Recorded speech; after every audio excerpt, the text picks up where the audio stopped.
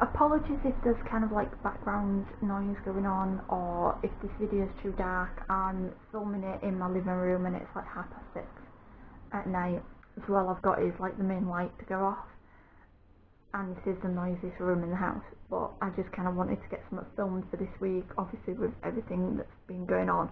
It's Sunday now, so it's been like, 4 days since I received my eviction notice, and I've tried to hit the ground running as much as I could. I took diazepam the other day. It didn't make me proactive like it has done in the past, and I don't know whether that's due to maybe it was different dosage, I'm not sure.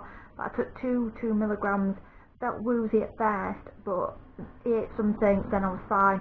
But at least it sort of cut out the emotions, which hit me sort of the next day.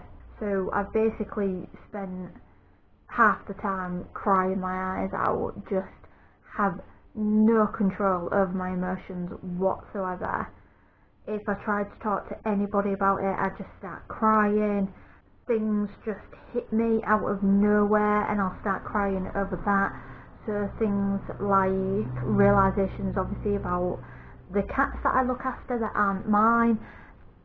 Jones obviously I can't take with me because he has an owner, and Bella is not at the point where she's trained enough for me to be able to take her with me. Plus, might not be able to take her because it depends on the housing situation that I end up in. So, information I've found out so far is after contacting housing, I have to re-contact them when I'm 56 days into when the 56 days of my notice left, which is the 27th of December. So mark that in my diary to remember to do that, and I'm basically living by my diary every single day. I'm writing things down. So I'm still in the bottom band, but also I don't think my housing thing is right. I think there's something wrong with it, because when you're not signed in, it shows you all of the properties, like anybody can see the properties, and there are ones in my area or in areas close to me, but when I sign in, it shows me things I'm able to bid on, and all those ones in my area and close by disappear, and it is showing me things from absolutely miles away, which is ridiculous because they're areas I haven't got a clue about. I have no links to those areas whatsoever. So it obviously I've built up a good rapport with the doctors that see me and things like that, and I would lose all of that. I would feel like I'm in a long-term relationship because it's not areas that Aaron could get to easily. So at most, I would see him a lot less than I do now, which makes me more socially isolated. Also means that because he's such a huge support and does a lot for me, I would lose all of that as well. However, one thing that did kind of settle my mind is I had a look online today at some stuff. Somebody sent me a link from the Scope website. That is a really good go-to source for anybody that's disabled, that needs any help, or even just like socially to meet people. It's good as well.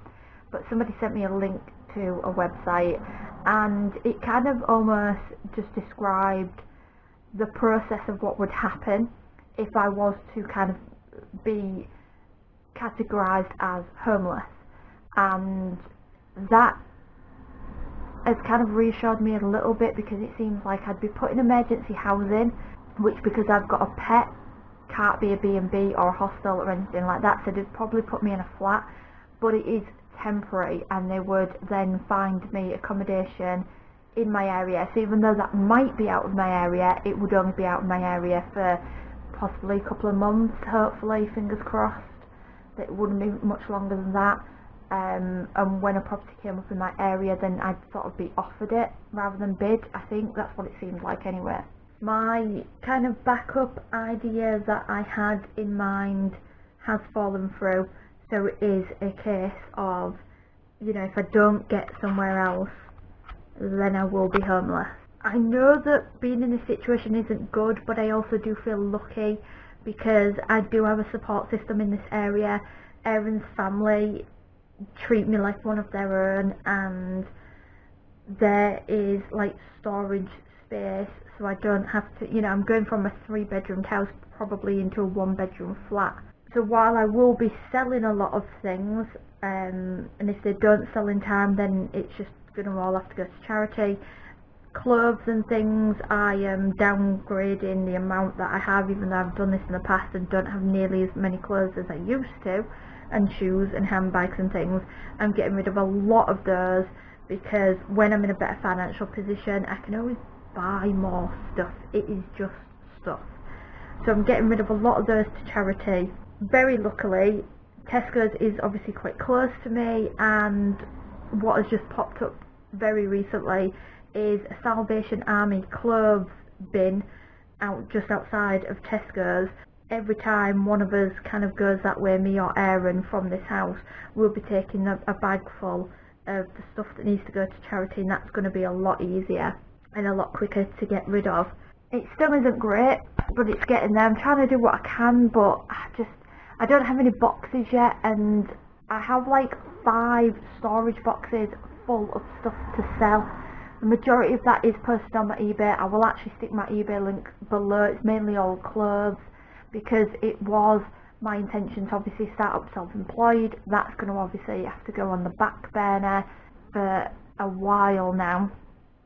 So this has kind of ruined as well my self-employment prospects, which I was hoping to start in the new year. Probably won't be able to start that until about at least the summertime now, so it's put me back in that. I'm trying to keep thinking about the positives, and that once this is all over and done with and I have somewhere new and I'm settled, then I'll be out of this house, which obviously I wanted. Not the way I wanted to go about it, but the end result, hopefully, will be fine. It's just that kind of uncertainty. I do not do well with uncertainty at all. I have to know the end result, otherwise I can't settle. 2 nights ago I actually had 3 hours sleep. I have no idea how I didn't fall asleep during the day, because I didn't fall asleep till like 4 o'clock, got up just before 7:30, actually went out and did some food shopping with Aaron, got a few things done around the house, just little bits and bobs, and I couldn't get to sleep until about 1 o'clock in the morning this morning. So I went, running on just over 3 hours sleep all that time, and I didn't sleep well last night. Even though I managed to get 6 hours sleep last night, I had really bad dreams, mainly lots of different variations on Manila, my cat, escaping, and just, my nerves being all over the place. And then I woke up with even more anxiety and paranoia than I even normally have. So that isn't helpful. I have a lot of phone calls to do tomorrow, and I am also considering ringing the doctors as well, because my mental health has taken an absolute dive, and I can barely stop crying. I'm crying myself to sleep. I'm crying throughout the day, and that's not good, because I'm not getting things done, and I'm trying to be in, logical, proactive mode, and it's just not helping. All the stuff that I already had on my eBay, I've dropped the prices massively, and I've actually sold 4 things in the past like 24 hours. Even if I empty 1 tote of stock, that is 1 extra tote that I can use to pack things, because I don't have any boxes, and I'm just trying to get done kind of what I can for now. I had a big pile of paper that needed shredding, and while that didn't exactly make a huge dent in the amount of stuff that needs to be sorted out, at least it is one time consuming job that is now done and isn't left till last minute. So I feel happy about that. Potting around picking at things, because when I look at the amount of stuff that I've got to do, it's just very overwhelming. So this is probably going to be my busiest few days, because I've got job centre tomorrow as well, so I need to let them know about my situation. I also have my 2nd COVID vaccination on Thursday, and if I react badly again, then that means it might be another week where I can't do anything and can't use my arm. So I'm trying to pack in as much stuff as I can up until Thursday, so that's only 3 days to do as much as I can. My mum is going to come through and visit because this has now ruined my Christmas plans as well. I can't really afford to go through to Christmas and waste 3 days that I could be here packing. So it's not going to be a great Christmas for me because that means not seeing my family. Sorry for this kind of long ramble. I will try and do some sort of more normal videos, some more sort of autism content videos, but it is all a bit crazy at the moment. But that is the end of this ramble for now, and I shall see you in the next video. Bye for now.